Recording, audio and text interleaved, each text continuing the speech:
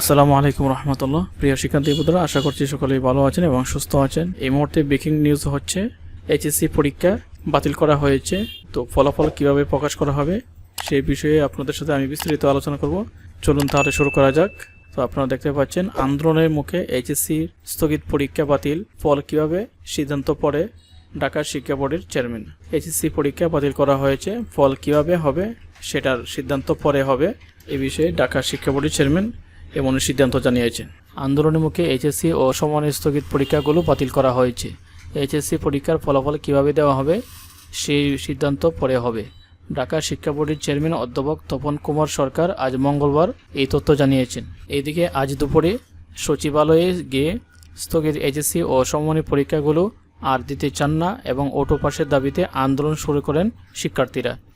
অদ্ভুত পরিস্থিতিতে পরীক্ষার্থীরা চান ইতিমধ্যে যে কটি বিষয়ের পরীক্ষা হয়েছে তার ভিত্তিতে এবং স্থগিত বিষয়ের পরীক্ষা এসএসসির সংশ্লিষ্ট বিষয়ের সঙ্গে ম্যাপিং করে এসএসসির পরীক্ষার ফল প্রকাশ করা হোক।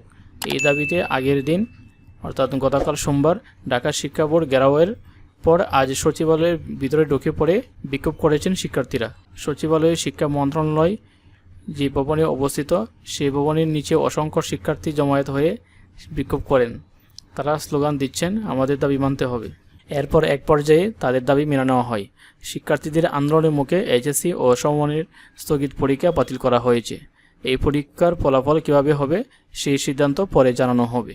তো প্রিয় বন্ধুরা, আপনাদের এইচএসসি পরীক্ষা বাতিল করা হয়েছে এবং ফলাফল কীভাবে প্রকাশ করা হবে সেই সিদ্ধান্ত পরে হবে। তো এটাই ছিল আজকের মতো ভিডিও। আজকের মতো এখানে শেষ করছি। আল্লাহ হাফিজ। আসসালামু আলাইকুম।